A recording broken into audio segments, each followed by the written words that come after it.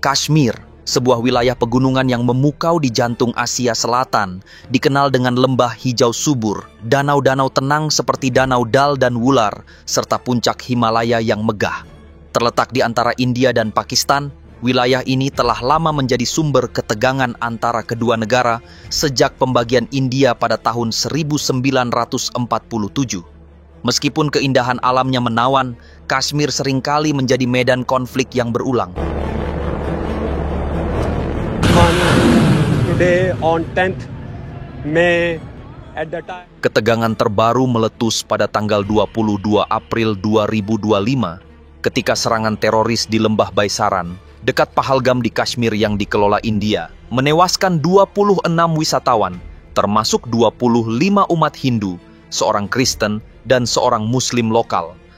Serangan ini, yang diduga dilakukan oleh kelompok The Resistance Front atau TRF, memicu kemarahan di India dan memicu eskalasi militer. Sebagai tanggapan, pada tanggal 7 Mei, India meluncurkan Operasi Sindoor, serangkaian serangan udara dan rudal yang menargetkan 9 lokasi di wilayah yang dikelola Pakistan, termasuk Bahawalpur dan Muridke.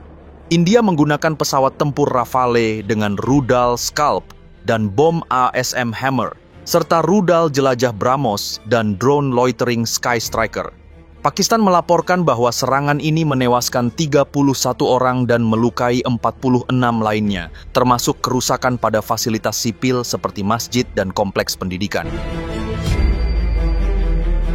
Sebagai balasan, Pakistan meluncurkan Operasi Bunyan ul Marsos, menargetkan pangkalan udara India dengan rudal dan drone. Pertempuran udara besar terjadi pada tanggal 7 Mei dengan sekitar 125 pesawat dari kedua belah pihak terlibat. India kehilangan 3 pesawat Rafale, 1 MiG-29 dan 1 Su-30 MKI, sementara Pakistan melaporkan 1 pesawatnya rusak. Selain itu, Pakistan mengklaim telah menembak jatuh 77 drone Harop buatan Israel yang digunakan India. Korban sipil meningkat di kedua sisi. India melaporkan 16 warga sipil tewas dan 59 luka-luka akibat serangan artileri Pakistan. Sementara Pakistan melaporkan 33 warga sipil tewas dan 58 luka-luka akibat serangan India. Meskipun gencatan senjata yang dimediasi oleh Amerika Serikat diumumkan pada tanggal 10 Mei, hanya beberapa jam kemudian, kedua negara saling menuduh melanggar kesepakatan tersebut dengan ledakan terdengar di Srinagar dan sistem pertahanan udara diaktifkan. Konflik dan perang ini menyoroti ketegangan yang terus berlanjut di wilayah Kashmir dan risiko eskalasi antara dua negara bersenjata nuklir. Meskipun upaya diplomatik terus dilakukan, solusi jangka panjang untuk perdamaian di wilayah ini masih belum terlihat. Secara historis, wilayah Kashmir telah menjadi persilangan peradaban selama ribuan tahun. Lembah suburnya disebut dalam epik Mahabharata sebagai Sharada Desh, tanah para dewa. Pada abad ke-8 Masehi, Raja Lalitaditya dari Wangsa Karkota membangun imperium yang membentang dari Tibet hingga Afghanistan. Peninggalannya, kuil Martan yang megah di Anantnag, masih menyisakan pilar-pilar retak yang bersaksi tentang kejayaan Hindu-Buddha. Gelombang Islam tiba pada abad ke-14 dengan datangnya Sultan Sikandar yang dijuluki sebagai sang penghancur berhala. Ia merobohkan kuil-kuil namun juga membangun sistem administrasi yang modern. Dinasti Shahmir yang ia dirikan bahkan bertahan hingga tahun 1561 ketika Kaisar Mughal Akbar yang agung menaklukkan Kashmir. Di bawah Mughal, Srinagar dihiasi taman-taman surgawi seperti Shalimar Bagh, inspirasi untuk Taj Mahal yang dibangun cucu Akbar, yaitu Shah Jahan sebagai mahakarya cinta untuk Mumtaz Mahal.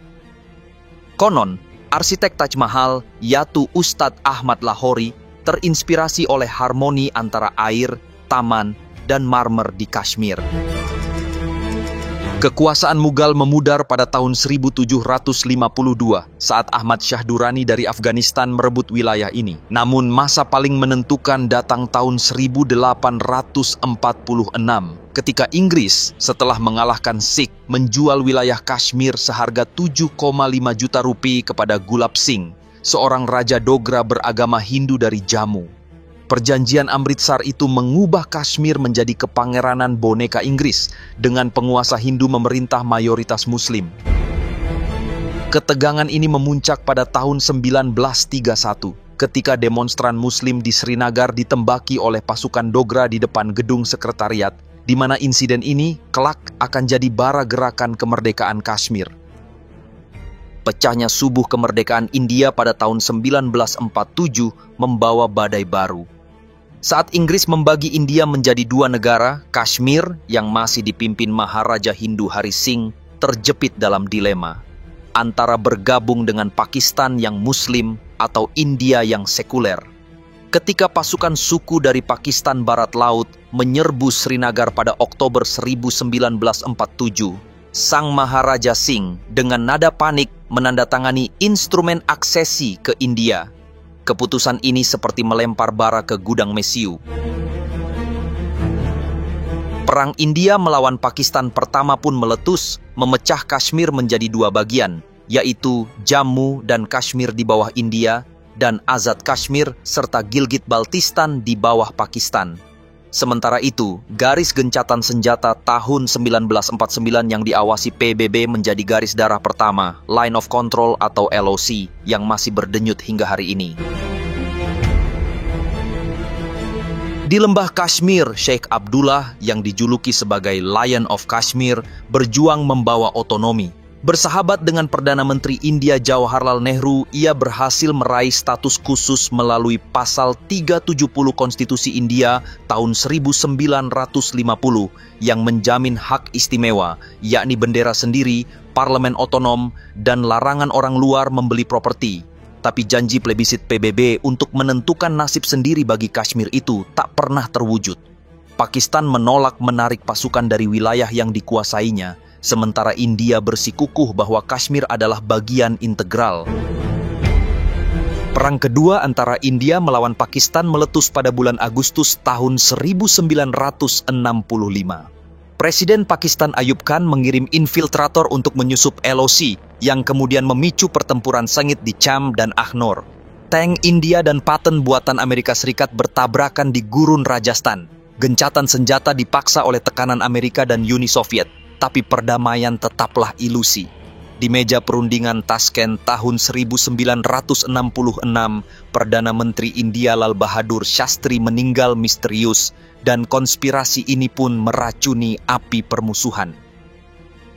Titik balik terjadi pada tahun 1971 saat Perang Bangladesh memecah Pakistan. India pun memanfaatkan momentum meraih kemenangan strategis di Shakargar.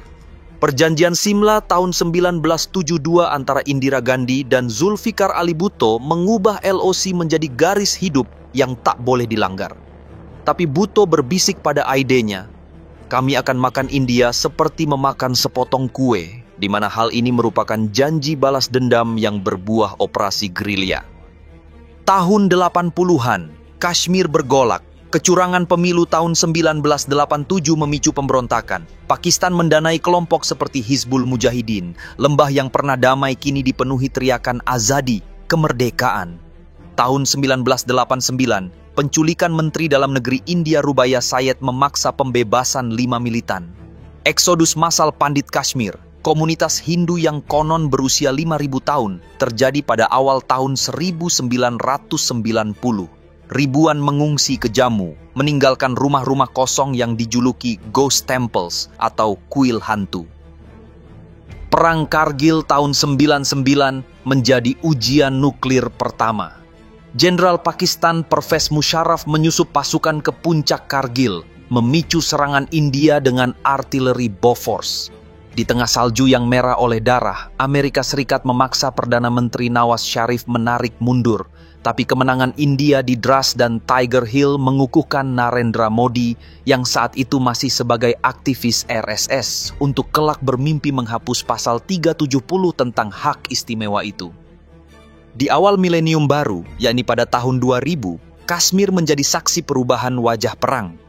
Serangan 9 September tahun 2001 di Amerika Serikat memaksa Pakistan, yang kala itu merupakan sekutu lama Amerika, untuk berpura-pura memerangi terorisme. Tapi matahari pagi tanggal 26 November tahun 2008 di Mumbai berubah merah. 10 militan Lashkar-e-Taiba dari Pakistan menyandera Hotel Taj, menewaskan 166 orang, termasuk 6 Yahudi di Chabad House. Jejak telepon satelit mengarah ke markas ISI di Lahore. India pun membekukan semua dialog damai. Di lembah Kashmir, generasi baru pejuang lahir dari kuburan yang ditandai batu nisan nomor. Burhan Wani, militan berusia 22 tahun, menjadi ikon lewat video TikTok. Wajahnya yang bersih, senyum mengembang, dan senapan AK-47 di tangan. Kematiannya dalam baku tembak tahun 2016 memicu kerusuhan selama 6 bulan. Pemuda-pemudi melemparkan batu sambil live streaming di Facebook, di mana hal ini merupakan perang generasi hashtag. Narendra Modi yang naik jadi Perdana Menteri India pada tahun 2014 menjawab dengan peluru pellets, butiran logam yang membutakan 3.000 anak muda antara tahun 2016 hingga 2019. Tapi pukulan paling telak datang pada tanggal 5 Agustus 2019. Dengan dalih pembangunan, Modi mencabut pasal 370. Jammu Kashmir pun dipecah jadi 2 wilayah union, langsung dikendalikan New Delhi. Internet dimatikan selama 18 bulan. Politikus lokal seperti Mehbooba Mufti dikurung di rumah. Ribuan tentai rusukan tambahan dikirim, di mana 1 tentara untuk setiap 12 warga sipil. Pakistan meradang. Perdana Menteri Imran Khan menyebut Modi sebagai fasis, sambil diam-diam mengizinkan kelompok seperti TRF atau The Resistance Front untuk serang target sipil India. The Resistance Front, yang diklaim India sebagai topeng baru Lashkar-e-Taiba, mengadopsi taktik lone wolf, merekrut pemuda Kashmir via Telegram dengan Bitcoin sebagai bayaran. Serangan di lembah Baisaran April 2025 adalah puncak gunung es, memperlihatkan senjata baru perang, di mana drone kamikaze Harop Israel yang bisa melayang 6 jam mencari target, rudal BrahMos hypersonic India, dan algoritma AI Pakistan yang bisa hack sistem pertahanan udara. Tapi di antara semua teknologi ini, yang paling mematikan tetap kebencian tua. Saat Amerika memaksa gencatan senjata tanggal 10 Mei, seorang veteran perang Kargil di Srinagar menggerutu. Ini hanya jeda. Di Kashmir, musim damai selalu musim semi yang palsu.